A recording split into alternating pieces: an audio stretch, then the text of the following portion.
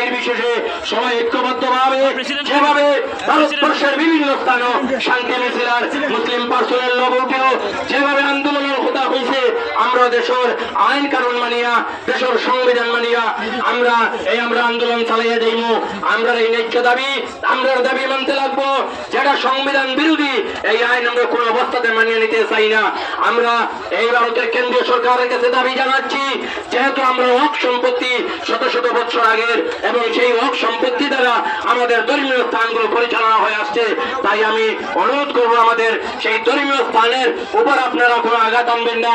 ভারতের সংবিধান সেই অধিকার দিয়েছে, কিভাবে সে তার নিজের ধর্ম পালন করবে, কিভাবে দেশের আইন মেনে চলবে, সেই সংবিধান আমাদেরকে অধিকার দিয়েছে।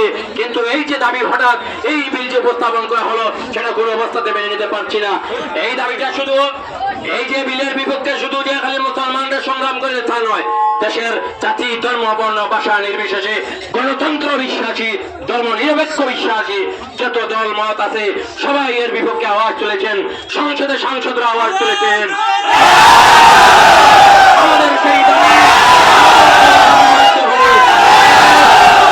দাবি মানতে হবে, চলবে।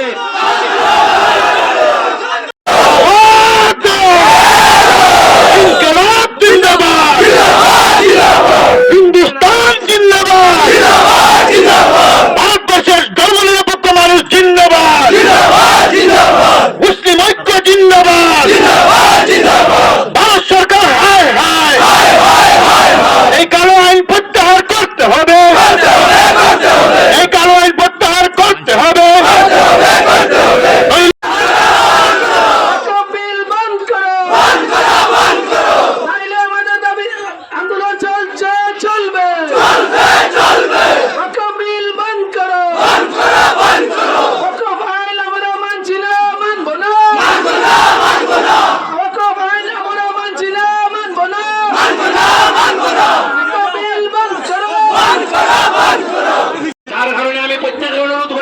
শান্তি সম্প্রীতি বজায় রাখুন। জাতি ধর্ম বর্ণ ভাষা নির্বিশেষে সবাই ঐক্যবদ্ধভাবে যেভাবে ভারতবর্ষের বিভিন্ন স্থানে শান্তি মিছিল আর মুসলিম পার্সোনাল লগকেও যেভাবে আন্দোলনের কথা হয়েছে, আমরা দেশের আইন কানুন মানিয়া, দেশের সংবিধান মানিয়া আমরা আন্দোলন চালাইয়া যাইব। আমরা এই ন্যায্য দাবি, আমরা দাবি মানতে লাগবো। যেটা সংবিধান বিরোধী এই আইন আমরা কোনো অবস্থাতে মানিয়ে নিতে চাই না। আমরা এই ভারতের কেন্দ্রীয় সরকারের কাছে দাবি জানাচ্ছি, যেহেতু আমরা হক সম্পত্তি শত শত বছর আগের এবং সেই হক সম্পত্তি দ্বারা আমাদের ধর্মীয় স্থানগুলো পরিচালনা হয়ে আসছে, তাই আমি অনুরোধ করবো আমাদের সেই ধর্মীয় স্থানের উপর আপনারা কোনো আঘাত আনবেন না। ভারতের সংবিধান সেই অধিকার দিয়েছে, কিভাবে সে তার নিজের ধর্ম পালন করবে, কিভাবে দেশের আইন মেনে চলবে, সেই সংবিধান আমাদেরকে অধিকার দিয়েছে।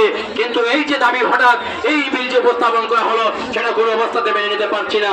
এই দাবিটা শুধু এই যে বিলের বিপক্ষে শুধু যে খালি মুসলমানরা সংগ্রাম করে তা নয়, দেশের জাতি ধর্ম বর্ণ ভাষা নির্বিশেষে গণতন্ত্র বিশ্বাসী, ধর্ম নিরপেক্ষ বিশ্বাসী যত দল মত আছে সবাই এর বিপক্ষে আওয়াজ তুলেছেন।